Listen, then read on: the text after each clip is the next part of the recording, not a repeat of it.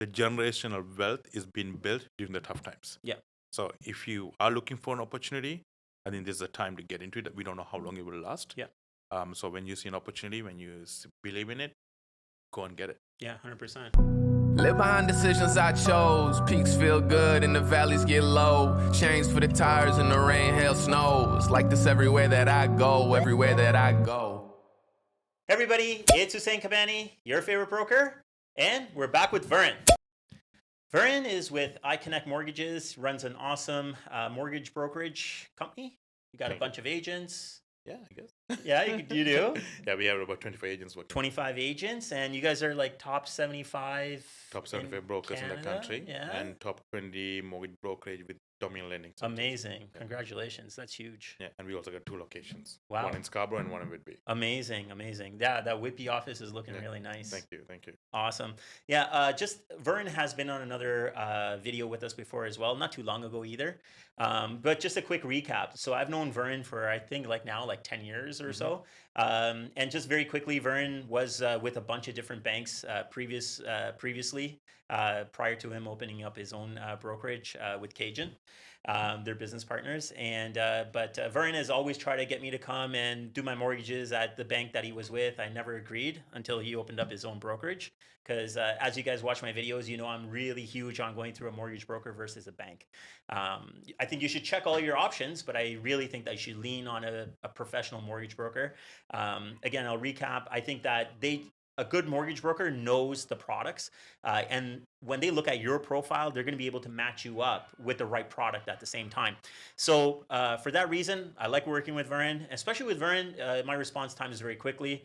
I don't want to turn this into an advertisement about him, because what we really want to talk about is what everyone's been asking me about the mortgage rates and where do we see the mortgages going. So that's what we really brought Varan in today to talk to us about. So let's talk mortgages. Sure.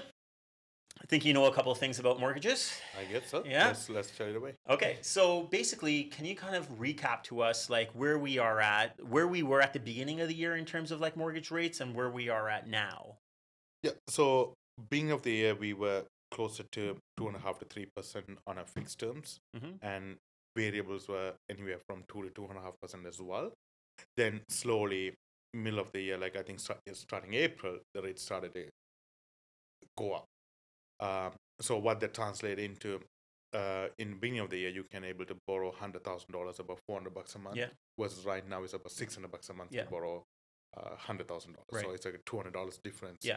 So that's significant when you have $1 million mortgage. Sure. There's a $2,000 extra on a budget. Yeah.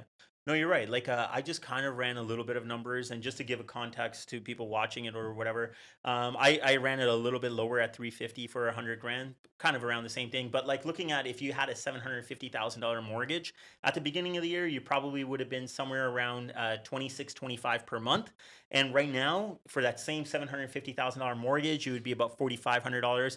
Huge difference, almost $1,900 a month.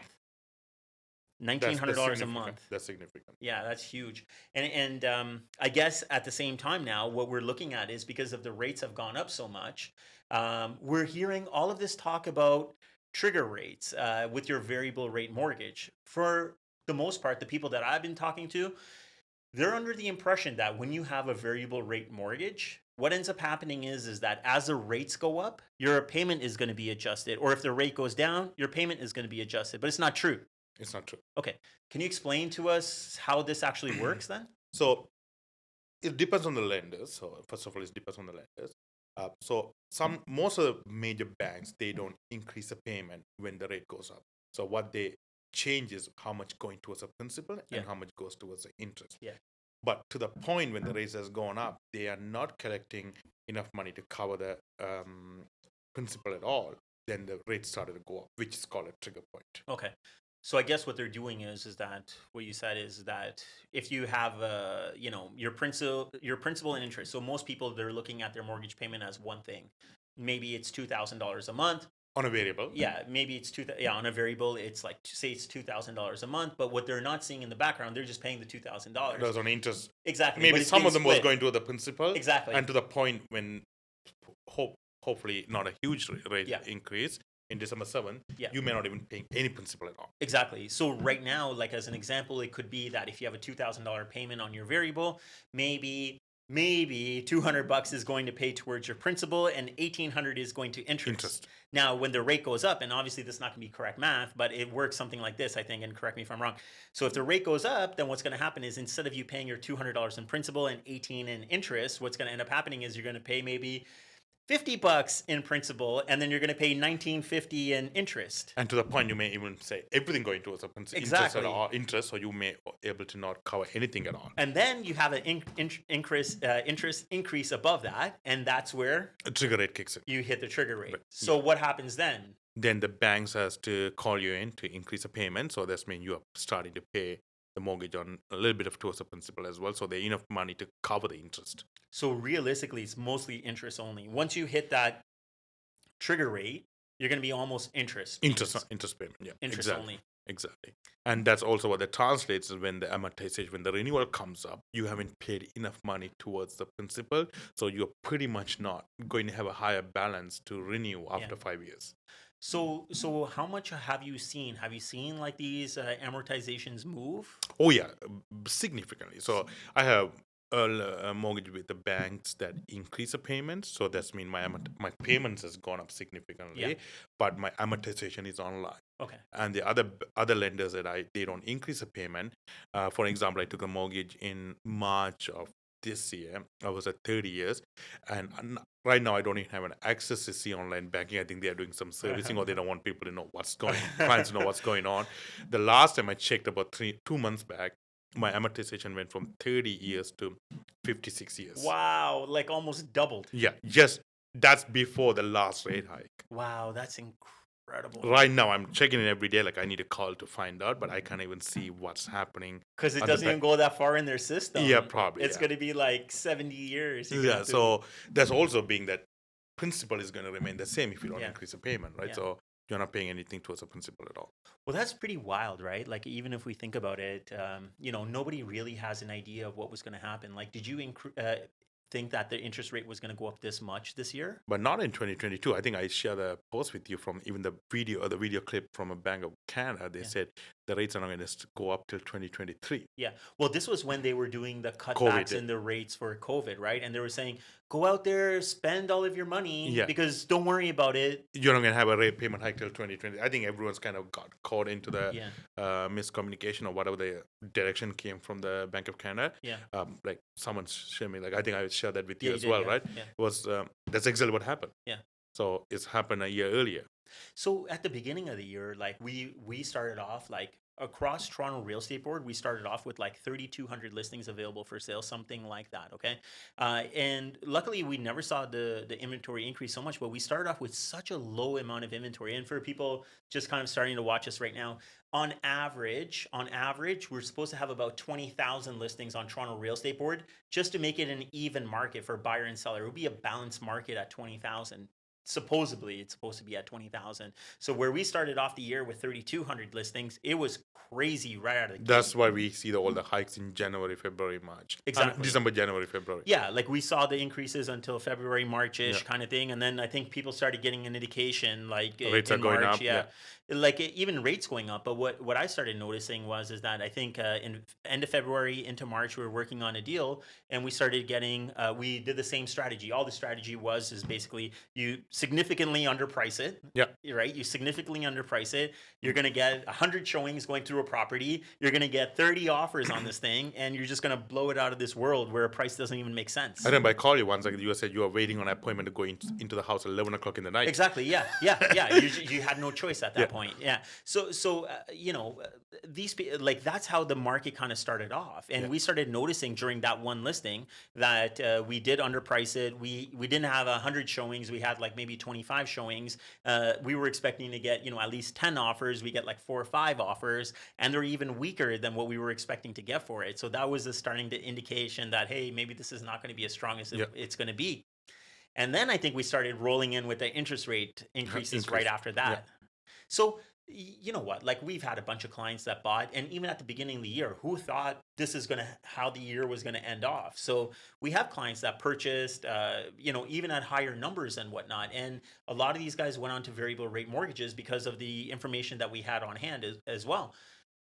Like where do you start to get to a point of like you're starting to be concerned about some of these people? Do you know what I mean? Like the people out there that have taken variable rate mortgages, and a lot of people do kind of leverage themselves because I feel like we live in a society where we want nice houses and we're willing to overextend ourselves for these things. And if you're already overextending yourself, where do you go from here? I think it depends on the clients, right? Like there are clients, they are conservative, they kind of stick within the budget and they don't want to overextend themselves. Whoever got through it for the last couple of years, they are definitely going to have some challenges coming in. Especially everyone's on a kind of fixed income. The income is not going to go significantly high, but the payments has gone up. And on top of that, we're also dealing with inflation. Yeah.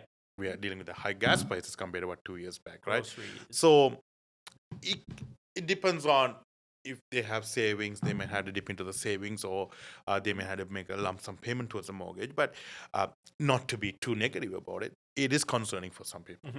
And also, I see most of the time what comes out for sales first is the investment properties. Yeah. On the other note, rents has come down. It's not as where it used to be. Yeah, rents we'd say come down in the last month or like so. a couple of months, I would say. Yeah. And also the payment has gone up. Yeah. So there are clients, they bought the investment properties by leveraging it. Yeah. Right. The line of credit was at 2.45%. Right now it's 5.95%. Yeah. Right. So your payment is going up on the mortgage and also going up on the line of credit. But we don't know how much of a fallback assets they have to cover that up as well. Yeah. Right. So usually we see the trend. People walk away from the investment properties, they cash out, take some money out, then they put all the efforts to keep the principal home. So the principal home is the last one people give up on the payments or try to do something about it. Yeah. That's also kind of indication of what's happening on some markets. They are strong on investment properties, like Oshawa, Bowmanville, Peterborough. Those are the areas everyone was buying for investment purpose. Because they couldn't buy anything. They couldn't buy anything else. Really. Yeah. And you can, I'm not too sure, probably you can speak on behalf of that. That's where we are seeing the high drop in prices as well, because everyone wants to get out of the market. Yeah, 100%. Because at the beginning of the year, what was happening is that like the best example I have still is that one of our clients, they had a stacked townhouse in Duffin Heights in Pickering, and we sold that thing for like $1 million, $1 short of $1 million. You go and try to buy that today, it's $700,000. Do you know what I mean? So 30% drop. Yeah, it's like $700,000 for that to buy right now. The thing is that if you had that $1 million or like $1 million budget at that time, that's all you could have bought. And if you really wanted to buy like a proper townhouse or a semi-detached, then you would be pushing into like Whitby, Oshawa, and further, and in some cases even like to Peterborough and whatever else like that. But right now it's actually all coming back in. Like those properties are not holding their value because now you could replace that thing for $700,000. So why would you go all the way out there? And also back to work as well, right? That's not Exactly. that's another big impact as well. Right now, everyone wants to be at the office at least a couple of days a week, so people have to come back to the city. And the gas prices has gone up too, right? Exactly. Yeah. So it's we're seeing an interesting shift. Talking about interesting shifts, like just in your business, like how are you seeing the changes in your business, like volume wise, product wise? So the volume wise compared to last year, I would say we are down about 30 to 40%. Okay. But that's being said, the last few weeks we are seeing a positiveness. There's a lot of inquiries, pre-approvals, and the people who've been pre-approved, they are purchasing it. But overall, compared to last year, we are down about 30%, I would say, safely. And also the products are shifting more towards short-term products. Why would you say people would be going to short-term? Because everyone knows in the back of their head the rates are going to start coming down. But what they have seen, the increase in the prime rate that they haven't seen for many years, is kind of scaring them to take a variable. Yeah. In my opinion, if you are used to the variable rate, not me, economists are predicting in 2023, end of 2023, 2024, rates are going to start coming down. Yeah. So if you take a variable rate and if you're used to the payment, when the rate comes down, you're paying more towards the principal. Right. right? But no one want to take the chance, or they want to be cautious, or they want to take a 1 or 2 year term so they can uh, play it safely. And also, average size of the mortgage is about 2.3 years, so they don't want to commit themselves. The lifestyle change may happen, so they don't want to get caught up with a big penalty if they had to sell the properties as well, right? So I think that's why more clients are getting more towards short terms. But like, I mean, I guess you could look at it in different ways. I just thought of this right now. But like, if you kind of know in the back of your mind that the rates are going to go down, does it still make sense to kind of lock up even in short term? I know you're already smirking because you don't want to put that out there. But like, based on what you're telling me, then it makes it kind of. I take this as like, hey, we know that the rates are going to come back down. Why would I even lock in for 1 year or 2 years at a fixed rate where I know we know that the rates have gone up so much, and we could be dead wrong. Like, but I don't think that they're going to go up sky high anymore. Maybe a little bit more here or there, but nothing significant. And if anything, they're going to start to come back down. So we've already had the biggest.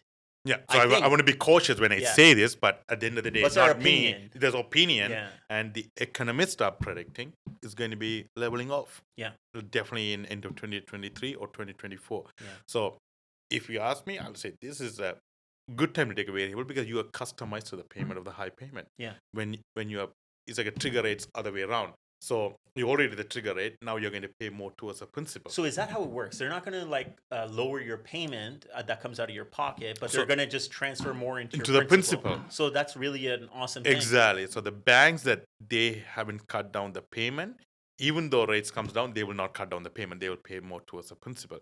The banks that increase the payment, they will also decrease the payment as well. And that typically, just to recap, would be like Scotia, right? And some B lenders. Some B lenders. Yeah. Okay. Another question. So I think it comes down to you want to swallow the hard pill right now, or you want to swallow the hard pill in 5 years from now or 3 years from now. Yeah. It's the same thing. I don't know. I'm that type of person that will just take the beating right now. Exactly. Just beat me up now, so then I can just recover by that time. You know what I mean? I don't want to. It's like living on credit almost, right? Like you enjoy it right now, but then you're going to get smacked later. So it's a credit card or a debit card. Yeah, exactly. Yeah. So have you run into situations right now where people are calling you and saying, hey, Varan, I really can't afford this payment anymore. What options do you have? Are you seeing refinances for people taking out money to just service lifestyle? What are you seeing around this? So, yes and no. So we were getting a lot of calls when this rate started to go up. What do I do? Like payments are going up. What can we do? But on the flip side, they cannot do much. Yeah. Because if they sell, they lose. And there are reasons they are on a variable rate product as well. It could be an investment property, or they don't know what the future is going to hold. Yeah. Like. But if the same person, if they're on a 5-year, at that time, they don't want to have a high payment. They want to have a low payment. They understand what the risk is. Yes, we have got some calls, but not to the point someone say, I'm walking away from the house because I can't afford. Yeah. But on the other hand, there are individuals, the clients are calling. They need some money for their kids' schooling, some renovation. We kind of not doing them a refinance anymore because that's not the right thing to do. Right. Because they're on a 5-year fix, or they're on a variable rate, or they're on a short-term product. They're paying 2.5%. If you refinance a whole mortgage, you're going to pay a high rate. Yeah. So we kind of advise them, might as well you keep that, even though it's going to cost you so much money. Take a second mortgage at a high interest rate. Right. So your dollar cost averaging is lower, and you win at the long term rather than refinancing the whole mortgage. So to a certain point right now, what you're saying is it doesn't even make sense for you to refinance if you already have good terms and whatnot. Unless it's coming for renewal, right? Unless it's coming for renewal, it doesn't make sense for you to kind of refinance anymore. Better off getting a second mortgage or a line of credit or a line of credit or something else. Because some people cannot, like, our first advice is to go and take a line of credit. Yeah. Don't do anything with existing mortgage. Yeah. But the problem is they may not qualify with the lender. Yeah. So if they don't qualify with the lender, we kind of run an assessment and say, hey, listen, it's better you stay there and let's look for some. It may look like an expensive solution, but it's not really expensive in the long term. I wonder, like, in your opinion, like, because of the rates going up, like, do you have an idea of the people or you think that would be mostly affected by something like this? Like, are you thinking it would be first-time home buyers? It would be like investors? Like, who do you think that would really be feeling the pain of this thing right now? I think everyone does. Everyone. I think everyone. Yeah. Who will be probably falling down is probably investors and first-time home buyers mostly. And you know what? Like, I think you're right about the investor part of it, because we had like a buyer frenzy going on. Like, anyone that had a pulse Yeah. in the hot market wanted an investment property. Everyone became an investor. And everyone wanted to have a multiple home ownership. Exactly. And that's the biggest hype we were hearing on social and the news, like buy rental, like blah, blah, blah, blah, blah, blah, blah. And I think the way our society works for the most part is everyone gets caught up in a hype, but we're not, and we start to think things are easier because their cousin is doing it, this person, that person, whatever person is doing it. It just kind of seems like, oh, they're doing it, they're doing fine, I could do the Why same can't thing. I do it? Yeah. But you know, anytime I start dealing with somebody, I kind of ask them, like, in the long term, like, how do you think you're going to float this thing? And what if something happens? What are you going to end up doing at this point? And also, we are seeing that on the assignment sales as well. I follow one of the Good point. Instagram page. Yeah. People who bought a condo, they thought this market is going to crazy. They can do an assignment and they can make some money. They are selling below the market price, or they are selling like, or they are selling it for the price they bought it in like 5 years back.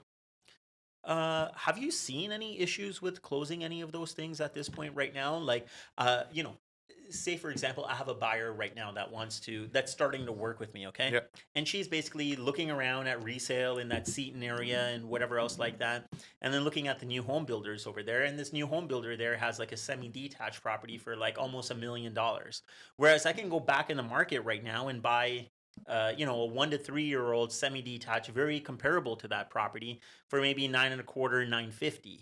And my advice would be, whether it's right or wrong, my advice is that, hey, I don't know where the market is going to go in the next 6 months, 1 year, 2 years. Nobody really has an idea. So for me, I wouldn't want to be exposed to that liability of like something closing in 18 months from now anymore. Do you know what I mean? Like, if I have the funds, the credit, the income, everything to close that deal right now, I want to close it right now and go on with it, because I don't want to be open to the liability of what could happen in 18 months. Mm-hmm. How do you feel about something like I that? agree with you. So right now we are not seeing any with the pre-construction, because everyone had bought this pre-construction just before the hike in the market. Right. So probably 2 to 3 years from now, the pricing was. Those are the ones that are closing. Those are the ones that are closing. Yeah. We haven't dealt with the one that they bought in last year, yeah. right? Or even this year, like in February, March, pre-construction, exactly, because that's going to close in a couple of years from now. So we are going to see a huge shift on those ones. It could be hundreds of $1,000s in difference if the market doesn't get picked up.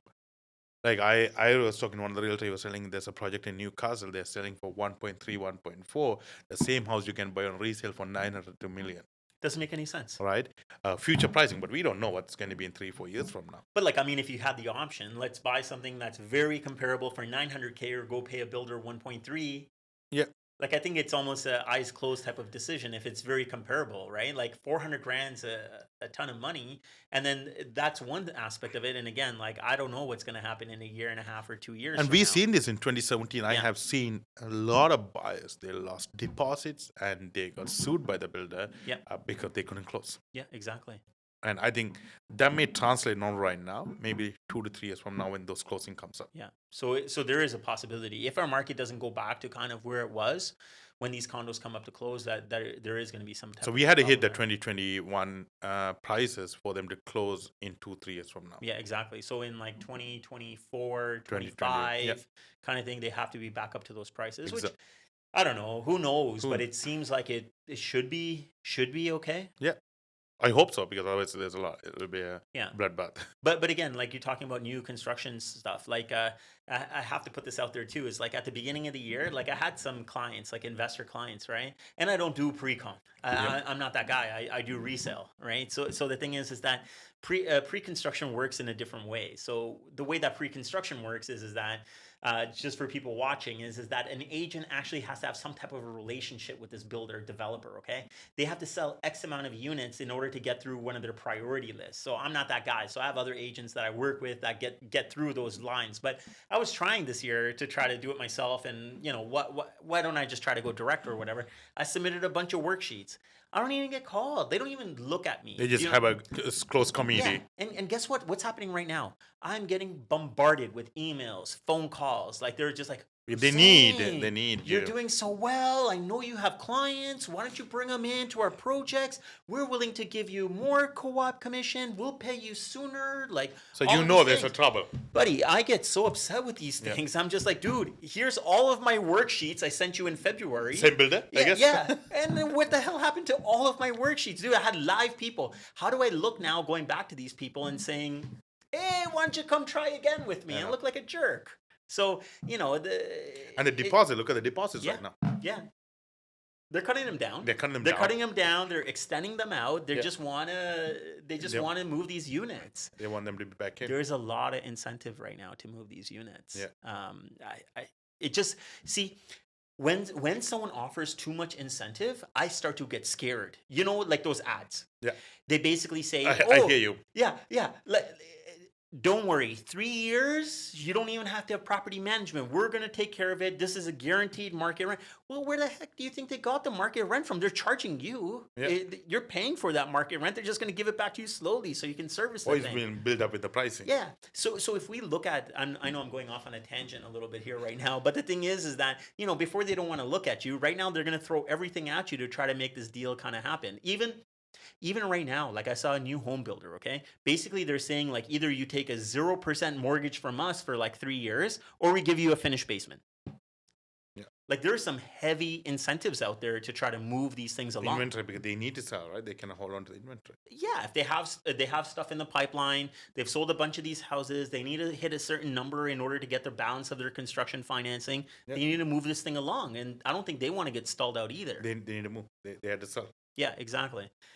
All right, cool. So just to kind of, we went to a little bit of what kind of happened, where we are at right now. Move it forward a little bit. Let's see what you think is going to happen. Like we kind of briefly touched on it about the rates. Like where do you see the rates going now? Like, okay, so we're pre-December 7th, 2022 right now.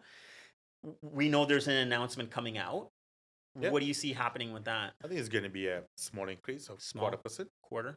And I think we are probably at the end of the tail right now, I will say.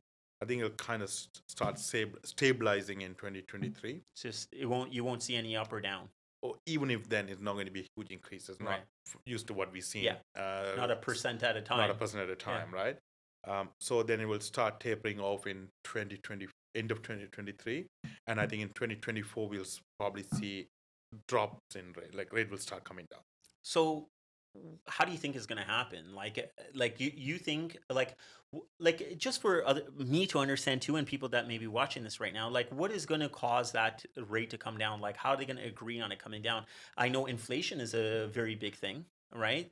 Any other components that would actually bring this thing down? But that's technically what's translated into a recession, right? Yeah. So when things slow down, they need to they need to increase the consumer spending. So only way to increase the consumer spending is lowering the rate. So what you're saying is that what you're alluding to is that we're going to hit a recession.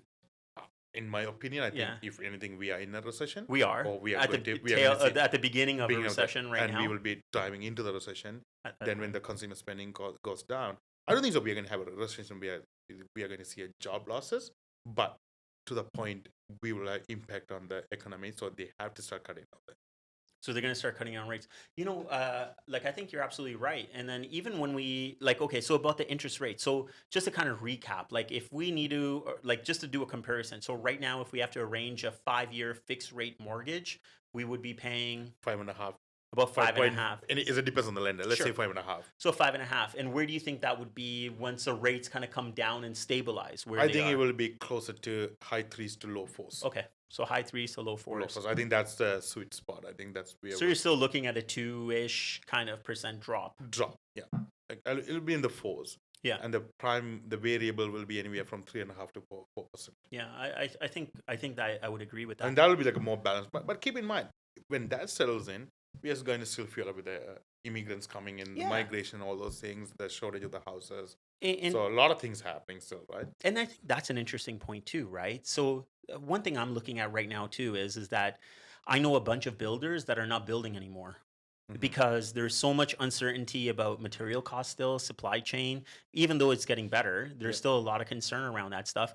The other thing also is like the labor. Like right now, we're in the process of having a house built, and it's like to get someone in there to frame a house, to do the plumbing, the electrical, whatever, every single trade. Like we waited, I want to say 2-3 months to have a bricklayer come in. Like the structure has been up, but it's that long. For someone to actually come in that has the skill in order to lay bricks that long.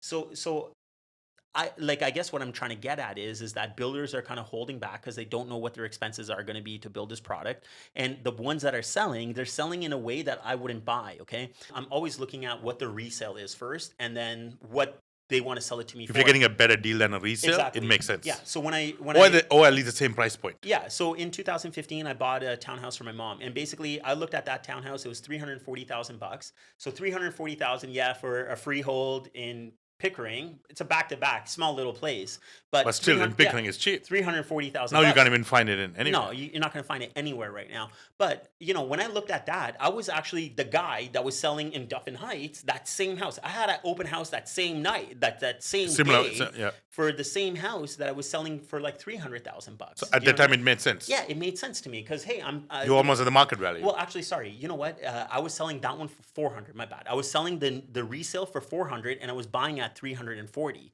So to me, it made sense because I have a $60,000 difference over here at this point. You're getting a deal, and you don't need to pay up front. Yeah. Well, look. I stayed in line overnight. There was cops that were called. It was like a weird experience. We had to stay awake all night. The deals you're signing are firm, whatever. And then I'm like barely making it to my open house at 2 p.m. because we waited in line all night and we had to sign the forms. And then I just bought on paper $340,000. I'm going back and I'm selling the same thing for $400,000. Yeah. So to me, that made sense. So right now, if it doesn't make sense, I don't think these guys are going to be able to purchase these properties, especially with the limitations that they have with qualifying and whatever else like that. So I think because of the way that builders need a price in order to make sure that they're profitable at the end of the day, and the material cost to cover it and the labor cost, it doesn't make sense. They may put things on hold for now. Yeah, so they're going to put it on hold. But what's going to end up happening?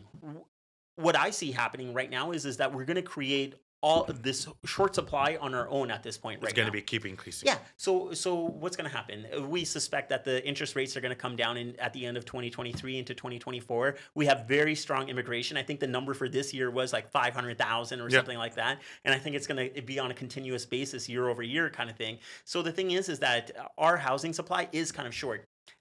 Towards the beginning of the video, I was basically saying right now, like basically 20,000 on Toronto Real Estate Board would be a balanced market. What is it now? Right now, it's about. Right now, it's actually 13,000 for the. Still is a seller's market. Yeah, for the longest time, for like the last 60, 90 days, we were sitting at about 13,200 listings available for sale, and now we've just started to dip below the 13,000. It's a winter months as well. Exactly. Yeah. So it's going to get chewed up. So we don't have that much inventory realistically as it is. But even if you think about it, even if we say people are going to lose houses, the payments are going up, affordability, I think still we'll be in a balanced market.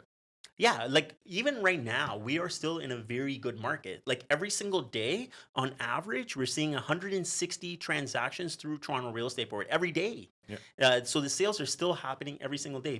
Buyers and sellers are coming to an agreement on paper. Yeah. And closing deals. So I think, I think that's going to continue to happen, but I think we're going to end up in a very short supply if something doesn't change. Yeah. Because if the interest rates go down, we have all this immigration, builders are not building. Where do you think prices are going to go for these resale houses? Should up again. 2024, if we're back into bidding wars? I think it's something I always remember. We did some deals as well. I know the clients who were buying in March, April 2020, just when the COVID hits. They were scared. Mm-hmm. They're like, what we have done. Yeah. 6 months later, they're laughing. They were laughing. They were like, glad we did. Buy another one. They're glad we did, right? Yeah. So I think we are kind of getting into the momentum right now. Yes, people are slowly picking up the momentum. They understand rates are going to start coming down. This is not the end of the world. We just need to get into the market. And it's an opportunity to get into the market. You know what, man? The way I look at it, we do a lot of business back and forth together. The way I look at it is we have smart clients. For the most part, we have very smart clients, and I think they understand that the prices are not going to stay down and interest rates aren't going to stay as high as they are right now. And I think the people that we deal with understand that in the long run, they're going to actually win. They pull the trigger. Yeah, so they're going to pull the trigger. They're going to keep on. And right now, what we're seeing is because we're dealing with this type of people right now, our clients, they're getting adjusted to it. This is the environment that we are in right now, and we know it's going to adjust, but we have to feel comfortable enough to keep moving forward. Exactly. Because if you stand still, I think you're going to get hit by the train that's coming. 100%. Yeah. So either you're gonna have to do something, either move out of the way or try to keep up with the train. 100%. Yeah.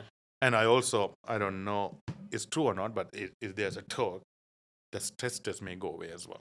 Wow. So what would that actually mean if the stress test? So that means you will probably qualify the actual contract rate, not at the stress test rate, like not at the benchmark rate, actually the contract rate. So what would that mean today? So today we say 5.5% is your interest rate. The same client who's taking a 5.5% mortgage, they need to qualify the 7.5%. Wow. So 2 points higher. Yeah. So also as we talked about, the government also know the rates are not going to stay this high. Yes. So you are literally punishing the clients when you are going to have a lower rate. You are qualifying them at the higher rate as well. I think to adjust it, the individual I've been speaking to, they say they don't need to pass a bill. It's a regulatory change. Sure, yeah. So it's not like you need to go through parliament to have a bill passed. It's a regulatory change, so they may drop the stress test. Or they may say, okay, stress is on a variable, not on a 5-year fixed. Yeah. Well, you probably remember like a few years back, the stress test only applicable to a product less than 5-year fixed. Exactly. Yeah, exactly. So do you think that would actually stimulate the market more at this point? I think it will heat up the market, right? Yeah, like I think it would heat it up. Yeah, for sure. You're gonna have consumer confidence back at that point. Because the way that you said it, if everyone reads it correctly, the way that you just said it, which is basically if they do remove this mechanism of the stress test, right? That also gives you the indication that they're not expecting to raise the rates anymore, because that was all introduced when the rates were super low. Super low. Right? To make sure. And they knew that they were going to go up at some point. Yeah, exactly. Because there were some stupid mortgages that were arranged at 1%. Like there are 5-year fixed at 1.2, like 1.95, 1.6. Yeah, and those needed stress tests. Even now, they would fail them. But the thing is, even then, they have it, but they're going to deal with it when the renewal comes up. Yeah, exactly. Yeah. So one way or the other, everyone just kind of have a gravy train for like a couple of years. Actually, that brings up a good point. So like when people go into fixed rate mortgages, like what's the most common term that they go to? Like when the rates were lower, a lot of people went on a 5-year fix. 5 years. But that's been given that you're going to live in the house, not doing anything with the mortgage for the next 5 years.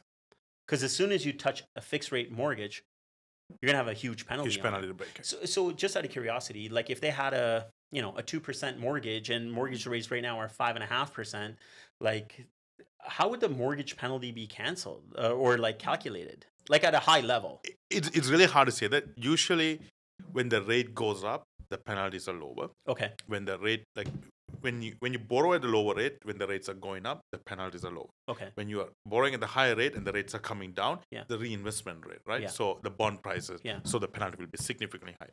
If someone take a 5-year fix right now, or 3-year fix right now, if they want to break the mortgage in a year from now, when the rates start to come down, they're going to have a huge penalty.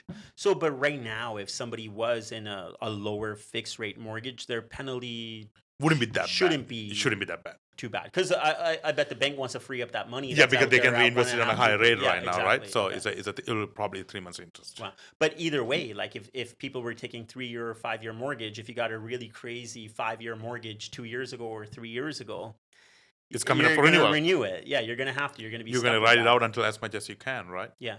Wow. Yeah. Interesting. Yeah, like I think we've covered off a very good amount of this. Any last words for 2023? I will say cash is king. Yeah. If you see an opportunity, I read a quote. The generational wealth is being built during the tough times. Yeah. So if you are looking for an opportunity, I think this is the time to get into it. We don't know how long it will last. Yeah. So when you see an opportunity, when you believe in it, go and get it. Yeah, 100%. Yeah, I'm of the same stance right now. I know it probably sounds like outrageous to a lot of people right now, but I think that there are going to be good opportunities. I think that there are some good opportunities that are kicking around right now, and I think that opportunities will only get better when we get into the first and second quarter, and maybe throughout 2023. Nobody really knows, but I think it's a really good time in what we were kind of seeing. And in a nutshell, what we're seeing is that the prices have come down quite a bit. What we're also getting an indication of is that there's not an increased supply. Like in 2017, I don't want to go off too much because I'm trying to close this thing down. But like even in 2017, when we saw the market shift, we actually saw the inventory go up north of 20,000, and that's what really caused the prices to come down. Not at this and time. Stay down. Not at this time. And that's a big defining factor. You know, and I'll say this last thing, okay? Because when we talk a lot about, just sidebar, we talk a lot about like where things are going, what our opinions are, and whatever else like that. And I was starting to, you know, when we're going into this recession, let's call it, of this year or whatever, I was trying to like look back at other recessions, right? Like what happened in 2017, what happened in 2008, what happened, you know, in the 80s or whatever, right? And I'm trying to get all this data and whatever, and I'm showing you all this data, and Varan brings up a very interesting point. The environment is completely different. Completely different. You know, I can't compare the 80s crash to what's going to happen right now. Good points you brought up is like there's a lot more double income households. Like technology is different. Like things move at a faster pace. Like everything has migration. Yeah, like there's so many different components. So, you know, with the information that we have, I'll wrap it up, with the information that we have about the prices coming down, and what we're seeing is not that much inventory is coming to market. We're sitting at a low inventory position, not a low, but you know, it's lower inventory position, and we're not seeing a lot of new builds coming in. Immigration is so high. There's only one way this thing can go in long term. That's the key though, long term. If you're gonna think that you're gonna buy this thing and flip it, or you're looking for flip properties that you can add some value to and flip, I don't think that's a good idea. I'm very scared about that stuff right now. But if you find a good piece and you're gonna hold on to this thing for 5, 10, 15 years, I think it's an awesome thing. 5 years or more, you will be fine. 100%, yeah. Yeah, I think that wraps it up. And if you guys have any questions about mortgages, Varan is our mortgage guy. So his contact information will be on the screen. You guys can leave us a comment. He'll reply back. If it's mortgage, if it's real estate, I'll reply back to you, all of our comments. Until next time, guys, remember one thing, get Kabani, get sold. Sell it, sell it, sell it, sell it, sold. Sell it, sell it, sell it, sell it, sold. Sell it, sell it, sell it, sell it, sold. Sell it, sell it, sell it, sell it, sold.